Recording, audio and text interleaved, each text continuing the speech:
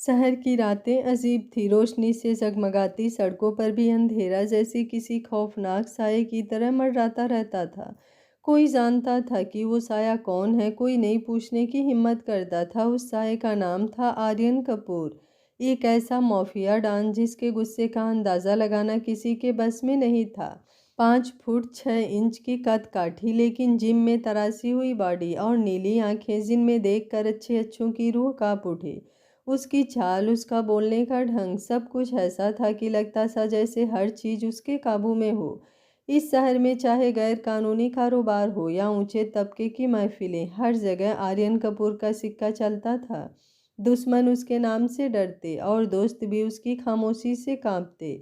आर्यन की जिंदगी का बस एक ही उसूल था, उसके सामने किसी की मजाल नहीं कि गलती करे। उसकी दुनिया में रहम नाम की कोई चीज़ नहीं थी। इसी शहर में प्रिया रहती थी, बिल्कुल दूसरी दुनिया की। उसके घर में हर सुबह चाय के साथ हंसी ठिठोली और दादी की डांट से शुरू होती थी। दादी सख्त थी पर प्रिया की जुबान के आगे अक्सर हंस देती। ये लड़की तो किसी की भी बोलती बंद कर सकती है। दादी अक्सर कहती, प्रिया का भाई आकाश उससे उम्र में 5 साल बड़ा था और हर वक्त उसकी हिफाजत के लिए तैयार। बाजार जा रही हो तो मुझे बता कर जाओ, कोई भी लड़का तंग करे तो नाम बता देना, आकाश हमेशा कहता। और प्रिया हर बार अपनी तीखी मुस्कान के साथ जवाब देती, भैया मुझे किसी के मदद की ज़रूरत नहीं, अगर कोई लड़का छेड़ेगा तो उसकी अक्ल ठिकाने लगाना मुझे अच्छे से आता है। उसके पापा रघुवीर शर्मा शहर के जाने माने वकील थे। वो चाहते थे कि उनकी बेटी अफसर बने, समाज में एक मिसाल कायम करे। तू पढ़ लिख कर बड़ी बनेगी प्रिया, तुझे देख लोग अपनी बेटियों को तेरे जैसा बनाना चाहेंगे, वो अक्सर कहा करते थे।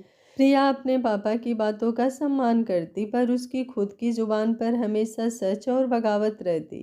उस रात शहर की सबसे आलीशान होटल में एक बड़ा पार्टी था। इस पार्टी में शहर के नामी गिरामी लोग बुलाए गए थे। रघुवीर शर्मा भी उसमें शामिल थे और उनके साथ प्रिया और आकाश भी आए थे। प्रिया को ऐसी महफिलें पसंद नहीं थी, लेकिन पापा के कहने पर वो चली आई।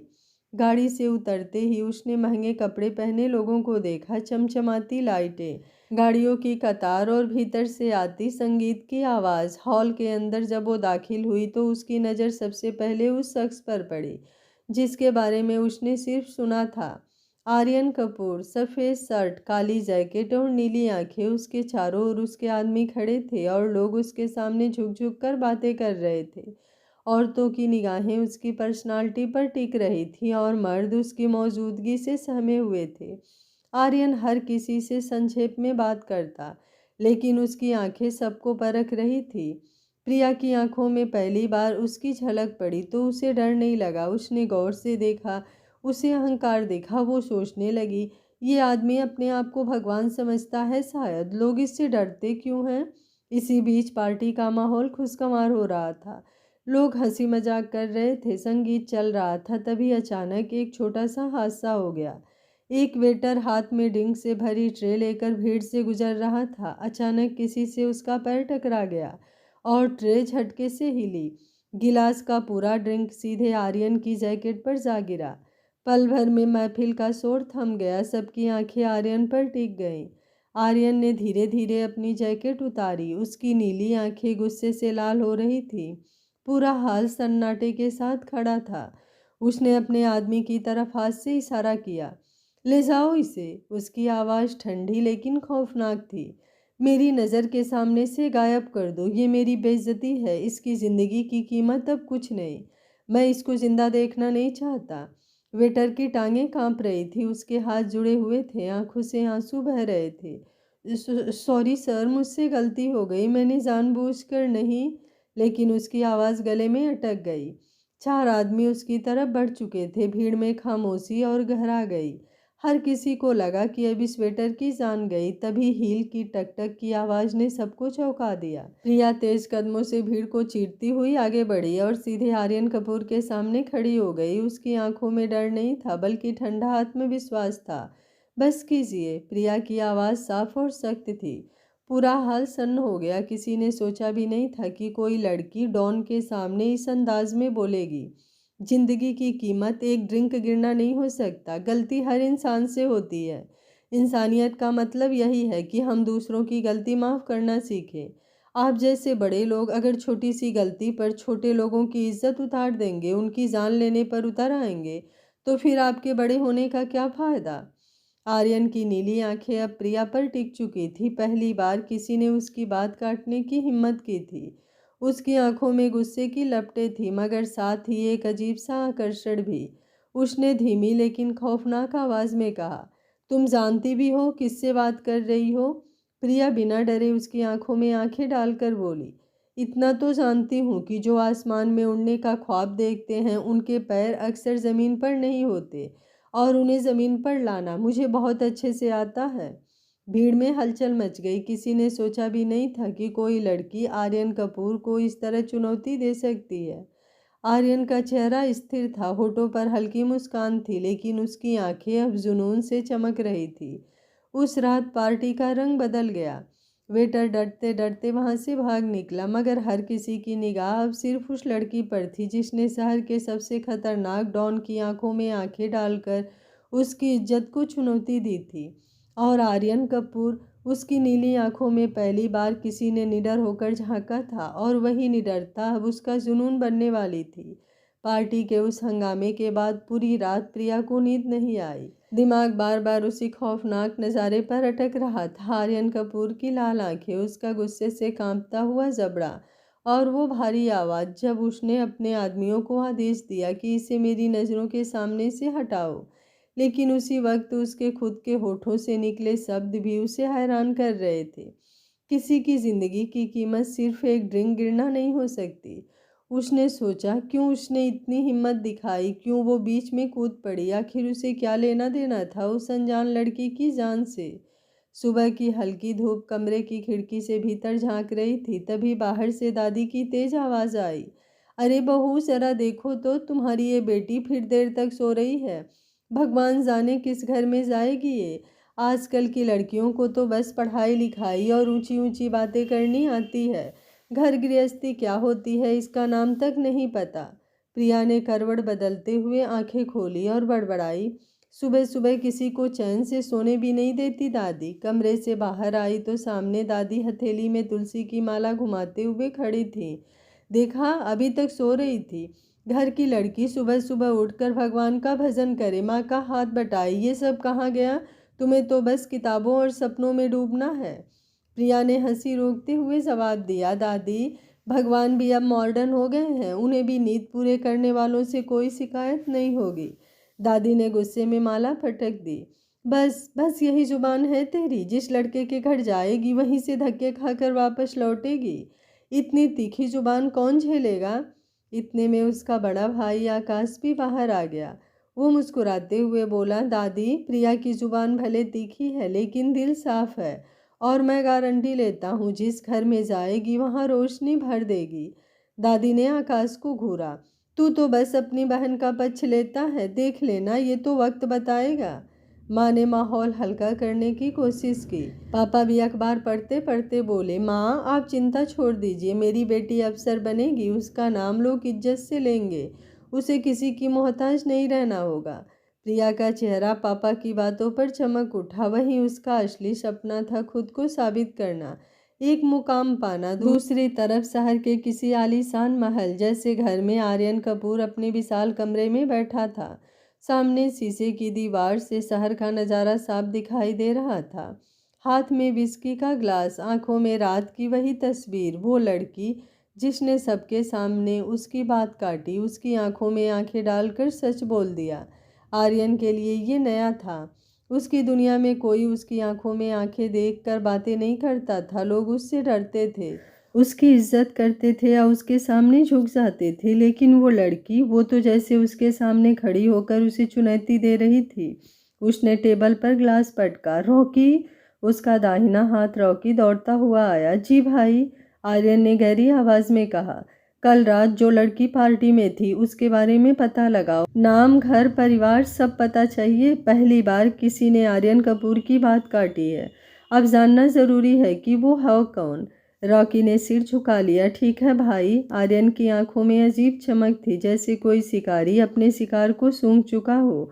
वो लड़की सोचती है कि उसने मुझे चुनौती दी। अब उसे समझना होगा कि आर्यन कपूर से टकराने की कीमत क्या होती है। उधर प्रिया कॉलेज जाने के लिए तैयार हो रही थी। आकाश ने बाहर से आवाज़ दी, चल जल्दी, आज मुझे भी ऑफिस के लिए देर हो रही है। प्रिया बाहर निकली तो दादी ने फिर तंज कसा, ये देखो सज धज कर जैसे बारात में जा रही हो, कॉलेज पढ़ने जाती हो या किसी से मिलने। प्रिया रुककर मुस्कुराई और बोली, दादी आपकी चिंता बेकार है, मैं किसी से मिलने नहीं जा रही, बल्कि ऐसे पढ़ने जा रही हूँ कि कल को लोग मुझसे मिलने आएंगे। आकाश हंस पड़ा। माँ ने छिड़का, अब बस भी करो तुम दोनों, घर का माहौल मत बिगाड़ो। प्रिया बाहर निकली लेकिन मन ही मन कहीं पार्टी की रात की तस्वीर फिर घूम रही थी।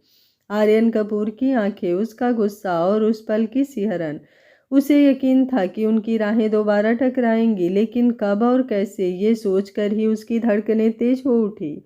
दूसरी ओर आर्यन की दुनिया में हलचल शुरू हो चुकी थी। रॉकी ने वापसी में बताया, भाई उस लड़की का नाम प्रिया है, अच्छे परिवार से है, उनके पिता एक नामी वकील है, भाई भी पढ़ा लिखा है और सुना है वो खुद अफसर बनने का सपना देखती है। आर्यन की आंखों में खतरनाक मुस्कान तैर गई। तो अफसर बनना चाहती है वो? अच्छा है, अब खेल और मज़ेदार होगा। उसने सिगार जलाया, धुआं बाहर छोड़ा और बुदबुदाया, प्रिया तुम्हें अंदाज़ा भी नहीं कि किस आग से खेल रही हो। शाम का वक्त था, आसमान हल्की सी लालिमा से रंग चुका था। कॉलेज से निकलकर प्रिया अपनी सहेलियों के साथ गेट तक आई। सब हंसी मजाक में डूबी थी, लेकिन प्रिया का मन कहीं और अटका था। बार बार उसे लग रहा था जैसे कोई दूर से उसे देख रहा है। गेट से बाहर निकलते ही उसकी नज़र सामने खड़ी एक काली चमचमाती गाड़ी पर पड़ी। सेट्स चढ़ाए दो बॉडीगार्ड दरवाजे के पास खड़े थे और अगले ही पल ड्राइवर ने दरवाज़ा खोला। अंदर से उतरा आर्यन कपूर। काले शर्ट की बाहें मोड़ रखी थी, हाथ में महंगी घड़ी चमक रही थी, चेहरे पर वही ठंडी मगर खतरनाक मुस्कान। कॉलेज के लड़के लड़कियां सब थम से गए। हवा में अचानक सन्नाटा छा गया। आर्यन ने सीधे प्रिया की तरफ कदम बढ़ाए। उसके बूट्स की धमक जैसे जमीन तक को हिला रही थी। तुम इस प्रिया, उसने गहरी आवाज में कहा। आखिरकार हम दोनों अकेले मिल ही गए। प्रिया ने सीधा उसकी आंखों में देखा, आवाज स्थिर रखी। तुम यहाँ क्या कर रहे हो? आर्यन हंस पड़ा। आर्यन कपूर जहाँ खड़ा हो वहाँ क्या कर रहे हो पूछने की हिम्मत किसी में नहीं की। तुम पहली हो और शायद आखिरी भी हो। उसने एक कदम और पास आकर कहा, तुम जानती हो उस रात तुमने मेरे साथ क्या किया था? सबके सामने आर्यन कपूर को रोका, उसकी बात काटी। किसी ने कभी मेरी आंखों में देखकर मुझे चुनौती नहीं दी थी और तुमने दी। अब तुम्हें पाना सिर्फ चाहत नहीं, मेरा जुनून बन गया है। प्रिया ने ठंडी सांस खींची। जुनून? आर्यन कपूर, तुम्हें शायद आदत है कि लोग तुम्हारे आगे झुक जाएं, लेकिन मैं अलग हूँ। तुम्हारे पैसों, तुम्हारी ताकत, तुम्हारे डर से मुझे फर्क नहीं पड़ता। आर्यन की मुस्कान और गहरी हो गई। तुम सोचती हो तुम्हारी जुबान बहुत तेज है, लेकिन तेज तलवार भी तब तक काम करती है जब तक उसके सामने असली जंग ना हो, और तुम्हारी ये जुबान तुम्हारे खिलाफ हथियार बन जाएगी। प्रिया ने आंखें तरेरते हुए जवाब दिया, जुबान तभी हथियार बनती है जब सामने डरने वाला खड़ा हो, और मैं डरती नहीं। तुम्हें लगता है तुम्हारे सामने झुक जाऊंगी? नहीं आर्यन कपूर, अगर तुम्हें जुनून है तो मुझे भी जिद है, और मुझे जिद है तुम्हें तुम्हारी असली जगह दिखाने की। आर्यन का चेहरा अचानक कठोर हो गया। उसने एक झटके से प्रिया का हाथ पकड़ लिया। उसकी पकड़ इस कदर मजबूत थी कि प्रिया का कलेजा कांप गया, लेकिन चेहरा अडिग रहा। तुम क्या सोचती हो प्रिया? आर्यन ने धीमे मगर ठंडे स्वर में कहा, कि तुम आर्यन कपूर से टकरा सकती हो? मेरी दुनिया में लोग या तो मेरे दोस्त बनते हैं या मिट जाते हैं। तुम्हें कौन सा रास्ता चाहिए? प्रिया ने उसके हाथ को छुड़ाने की कोशिश की, और जब वो नहीं छूटा तो उसकी आंखों में गुस्से की आग भड़क उठी। तुम्हें लगता है मैं डर जाऊंगी? सुन लो आर्यन कपूर, जिस दिन किसी की आंखों से गिर गया ना इंसान, उस दिन उसकी सारी ताकत, पैसा, रुतबा कुछ मायने नहीं रखता। आर्यन की पकड़ और कस गई। उसके चेहरे के नज़दीक आकर वो बोला, तुम्हें अभी तक अंदाज़ा ही नहीं कि तुम किससे भिड़ रही हो। और तभी प्रिया ने पूरी ताकत से अपना दूसरा हाथ उठाया और आर्यन कपूर के गाल पर एक जोरदार थप्पड़ जड़ दिया। तड़ाक! आसपास खड़े सब लोग टहल गए। बॉडीगार्ड आगे बढ़ने लगे, लेकिन आर्यन ने हाथ उठाकर उन्हें रोक दिया। उसके चेहरे पर हल्की लालिमा छा गई थी, लेकिन आंखों में गुस्से से ज़्यादा अजीब सी चमक थी, जैसे इस थप्पड़ ने उसके अंदर कोई और ही ज्वाला जगा दी हो। वो धीमे धीमे मुस्कुराया और बोला, पहली बार किसी ने आर्यन कपूर को थप्पड़ मारा है, और पहली बार किसी औरत ने। प्रिया, अब तुम सिर्फ मेरा जुनून नहीं, मेरी आदत बन चुकी हो, और आर्यन कपूर अपनी आदत कभी नहीं छोड़ता। प्रिया ने उसकी आंखों में घूरते हुए जवाब दिया, तो सुन लो, मैं किसी की आदत नहीं, मैं अपनी किस्मत खुद लिखती हूँ, और तुम्हारी कहानी में मेरा नाम कभी नहीं होगा। आर्यन ने हल्की हंसी छोड़ी। देखेंगे। वो पीछे हट गया, इशारे से बॉडीगार्ड को बुलाया और गाड़ी में बैठते हुए आखिरी बार प्रिया की तरफ देखा। उस नज़र में खून, जुनून और अजीब सी दीवानगी झलक रही थी। गाड़ी के इंजन की करसते ही वहां का सन्नाटा और गहरा हो गया। प्रिया वहीं खड़ी रही, उसका दिल तेजी से धड़क रहा था, लेकिन आंखों में डर नहीं, केवल चुनौती थी। शाम ढल चुकी थी। शर्मा निवास में तुलसी के चौरे के पास जलता दिया हल्की हल्की लौ के साथ कांप रहा था। अंदर ड्राइंग रूम में रघुवीर शर्मा फाइलें समेट रहे थे। दिन भर की थकान उनके चेहरे पर साफ झलक रही थी, लेकिन मन आज असामान्य रूप से बेचैन था। तभी दरवाजे पर गाड़ी रुकने की आवाज़ आई। गार्ड ने झांक कर देखा। काली चमचमाती गाड़ी, नंबर प्लेट साधारण, लेकिन उसकी मौजूदगी में अजीब सा दबाव था। साहब, कोई मिलने आया है, गार्ड ने झिझकते हुए कहा। रघुवीर शर्मा ने चश्मा ठीक किया। कौन? आर्यन कपूर। नाम सुनते ही कमरे में जैसे हवा भारी हो गई। दादी की उंगलियां तुलसी की माला पर रुक गईं। माँ की नज़र अनजाने डर से भर गई। रघुवीर शर्मा पल भर को चुप रहे, फिर संयत स्वर में बोले, भेज दीजिए। दरवाज़ा खुला। आर्यन कपूर भीतर दाखिल हुआ। सादा मगर महंगा सूट, चेहरे पर शालीन मुस्कान, आंखों में वही ठहराव जो किसी भी इंसान को असहज कर दे। उसके साथ कोई बॉडीगार्ड नहीं था, अकेला आया था, जैसे दिखाना चाहता हो कि वो यहाँ ताकत नहीं, रिश्ता लेकर आया है। नमस्ते मिस्टर शर्मा, उसने आदर से सिर झुकाया। मैं आर्यन कपूर। रघुवीर शर्मा ने हाथ जोड़कर औपचारिकता निभाई। बैठिए। आर्यन सोफे पर बैठा, पीठ सीधी, हाथ घुटनों पर टिके, उसकी निगाहें घर को परख रही थी। सादा सा ड्राइंग रूम, दीवारों पर परिवार की तस्वीरें, एक आम लेकिन सुकून से भरा घर। आपका घर बहुत शांत है, आर्यन बोला। आजकल ऐसी शांति कम ही मिलती है, रघुवीर शर्मा ने हल्की मुस्कान के साथ जवाब दिया। शांति ईमानदार जिंदगी से आती है। आर्यन की आंखों में पल भर को कुछ चमका, फिर वो बोला, इसलिए मैं आज यहाँ पर आया हूँ। कमरे में सन्नाटा पसर गया। मैं सीधे मुद्दे पर आता हूँ, मुझे ज़्यादा घुमा फिरा कर बातें करनी नहीं आती मिस्टर शर्मा, आर्यन ने बिना घुमाए कहा। आपकी बेटी प्रिया मुझे पसंद है, और मैं उसका हाथ आपसे मांगने आया हूँ। दादी के मुँह से अनायास ही निकला, हे भगवान। माँ की सांस अटक गई। रघुवीर शर्मा का चेहरा सख्त हो गया, मगर आवाज़ में संयम था। आप मेरी बेटी को जानते भी हैं? आर्यन ने सिर हिलाया। हाँ, और जितना जानता हूँ उतना काफ़ी है। वो तेज है, ईमानदार है, और झुकना नहीं जानती। मुझे ऐसी ही लड़की चाहिए। रघुवीर शर्मा ने कुर्सी पर पीठ टिकाई। मिस्टर कपूर, मैं अपनी बेटी की पढ़ाई और भविष्य के साथ कोई समझौता नहीं कर सकता, आर्यन बिना रुके बोला। उसकी पढ़ाई में कोई दिक्कत नहीं आएगी, मैं वादा करता हूँ। वो जो बनना चाहती है बनेगी, अफसर या उससे भी बड़ा कुछ। मेरी तरफ से कोई रोक नहीं होगी।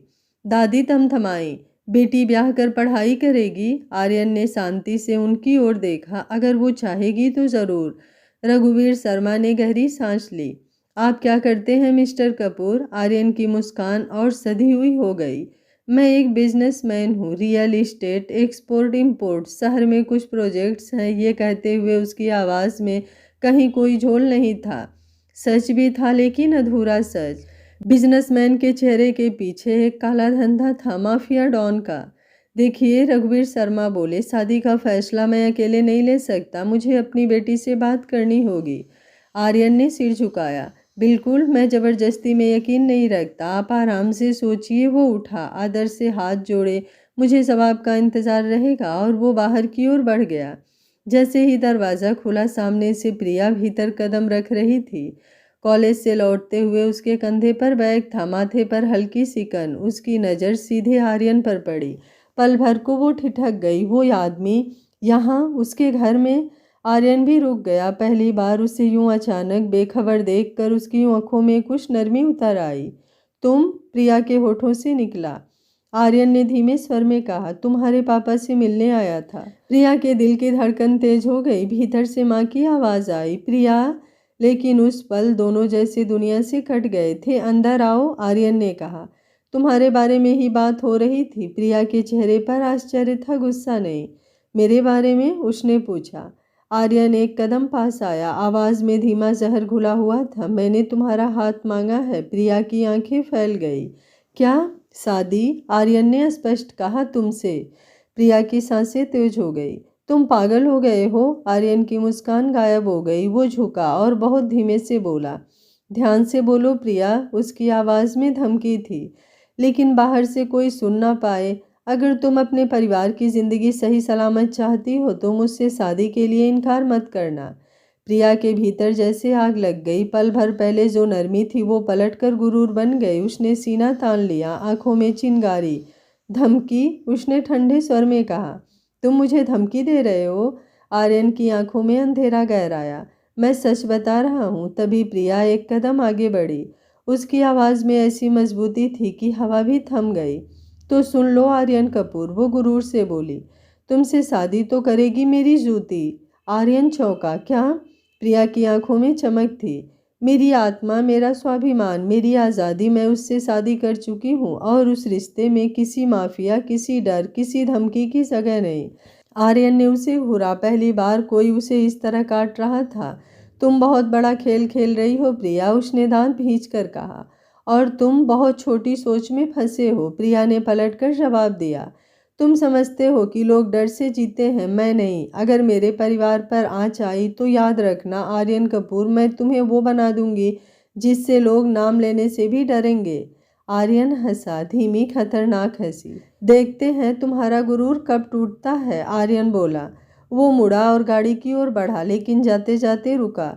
फैसला सोच समझ कर लेना प्रिया, उसने बिना पीछे देखे कहा। कभी कभी एक ना कई जिंदगियां निगल जाती है। गाड़ी दूर चली गई। प्रिया वहीं खड़ी रही। दिल जोर जोर से धड़क रहा था, लेकिन आंखों में आंसू नहीं थे। भीतर से माँ दौड़ कर आई। प्रिया, ये कौन था? प्रिया ने गहरी सांस ली। एक ऐसा आदमी जो समझता है कि दुनिया उसकी मुट्ठी में है। उसी पल रघुवीर शर्मा दरवाजे पर आए। बेटी को देखकर रुके। प्रिया, उन्होंने धीमे स्वर में कहा, हमें बात करनी होगी। प्रिया ने सिर हिलाया। हाँ पापा, लेकिन फैसला मेरा होगा। रघुवीर शर्मा ने उसकी आंखों में देखा। वहाँ डर नहीं था, सिर्फ आग थी। और दूर कहीं शहर की दूसरी तरफ आर्यन कपूर की गाड़ी अंधेरे को चीरती हुई आगे बढ़ रही थी। उसकी मुट्ठी भीग चुकी थी। अब खेल शुरू हुआ है प्रिया, उसने खुद से कहा, और इस खेल में या तो तुम मेरी बनोगी या फिर दुनिया देखेगी कि आर्यन कपूर को ठुकराने की कीमत क्या होती है। रात अपने सबसे गहरे अंधेरे में उतर चुकी थी। शहर की सड़कों पर पीली स्ट्रीट लाइट बुझी बुझी सी लग रही थी, जैसे किसी अनहोनी की आहट को पहले ही महसूस कर चुकी हो।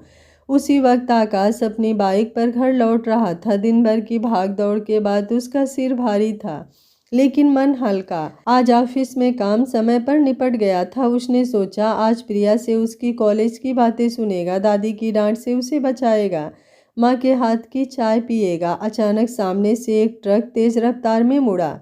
हेडलाइट की तेज रोशनी ने उसकी आंखें चौंधिया दी। आकाश ने ब्रेक मारे, लेकिन साइड पर फैली रेत ने बाइक का संतुलन बिगाड़ दिया। एक पल के लिए सब कुछ थम गया। फिर तेज आवाज में धड़ाम की आवाज आई और बाइक सड़क पर घिसटती चली गई और आकाश दूर जा गिरा। चारों तरफ सन्नाटा। खून की हल्की धार सड़क पर फैलने लगी। आकाश की आंखें अध खुली थी, होठों पर दर्द से भरी कराह। कुछ पल बाद दूर से एक गाड़ी की ब्रेक चीखती हुई रुकी। काली गाड़ी, दरवाजा खुला, भारी कदमों की आहट। क्या हुआ है? गहरी आवाज गूंजी। स्ट्रीट लाइट की रोशनी में जब चेहरा साफ हुआ, वो आर्यन कपूर था। ड्राइवर बोला, सर एक एक्सीडेंट हुआ है बुरी तरह से। उसने चारों तरफ नजर दौड़ाई। कोई और गाड़ी नहीं, कोई भीड़ नहीं, सिर्फ सड़क, घायल युवक और रात का सन्नाटा। आर्यन गाड़ी से बाहर आया। आर्यन झुका और मोबाइल के टॉर्च से देखा। चेहरा पहचाना सा लगा। तभी एक नाम आया, आकाश, प्रिया का भाई, रघुवीर शर्मा का बेटा। जब उसने प्रिया के बारे में पता लगाया था तो उसे सारी इन्फॉर्मेशन मिली थी। फोटो भी देखी थी उसने सबकी, इसलिए आकाश को पहचानने में उसे कोई दिक्कत नहीं हुई। आकाश की नब्ज टटोली, जिंदा है। उसने राहत की सांस ली। बिना देर किए उसने जैकेट उतारी, आकाश के जख्मों पर दबाव बनाया और खुद अपनी गोद में उठाकर गाड़ी में बैठाया। ड्राइवर ये सब देखकर सन्न रह गया था। बहुत सालों से वो आर्यन के साथ काम करता था। किसी को चोट लगे, किसी को तकलीफ, खुशियों से आर्यन को कोई फर्क नहीं पड़ता था। वो किसी को हाथ तक नहीं लगाता था और यहाँ वो आकाश को अपनी बाहों में उठाकर गाड़ी में लिटा रहा था। ड्राइवर सुन्न सा उसे देखता रहा। तब तक उसके कानों में एक दहाड़ की आवाज़ गूंजी, गाड़ी आगे बढ़ाओ। उसने ड्राइवर को आदेश दिया। अगले ही पल आकाश को सावधानी से उठाकर पिछली सीट पर लिटाया गया। गाड़ी तेजी से अस्पताल की ओर बढ़ चली। हॉस्पिटल की इमरजेंसी लाइटें रात को चीरती हुई चमक उठी। एक्सीडेंट केस है, आर्यन की आवाज़ में सख्ती थी। डॉक्टर दौड़ पड़े। स्ट्रेचर आया, आकाश को भीतर ले जाया गया। आर्यन बाहर खड़ा रहा, हाथों पर खून, आंखों में अजीब सी गहराई। जो भी ज़रूरत हो तुरंत करो, उससे रिसेप्शन पर कहा। पैसे की चिंता मत करना। डॉक्टरों ने सिर हिलाया। अंदर ऑपरेशन की तैयारी शुरू हो गई। आर्यन ने जेब से फ़ोन निकाला, एक नंबर डायल किया, शर्मा निवास। जी, दूसरी तरफ से आवाज़ आई। मैं आर्यन कपूर बोल रहा हूँ, उसने ठंडे स्वर में कहा। आपके बेटे का एक्सीडेंट हुआ है, वो अभी सिटी हॉस्पिटल में है। फ़ोन हाथ से छूटते छूटते बचा। क्या? आकाश? रघुवीर शर्मा की आवाज़ कांप गई। हम अभी आते हैं। फ़ोन कट गया। घर में को आराम मच गया। माँ रो पड़ी। दादी की माला हाथ से गिर गई। प्रिया का चेहरा सफ़ेद पड़ गया। आर्यन कपूर, उसका दिल बैठ गया। पापा, ये वही आदमी? कुछ मत सोचो बेटा, रघुवीर जी ने संयम साधते हुए कहा। पहले अस्पताल चलो। वो भागते हुए अस्पताल पहुंचे। इमरजेंसी के बाहर आर्यन खड़ा था। उन्हें देखते ही उसने आगे बढ़कर कहा, आपका बेटा अभी ऑपरेशन में है। हालत गंभीर थी लेकिन समय पर पहुंच गया।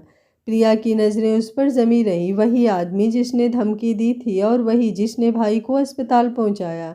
उसके भीतर उथल पुथल मच गई। डॉक्टर क्या कह रहे हैं? रघुवीर जी ने घबराकर पूछा। खतरे से बाहर है, आर्यन ने कहा। कुछ घंटे निगरानी में रखा जाएगा। माँ फूट फूट कर रो पड़ी।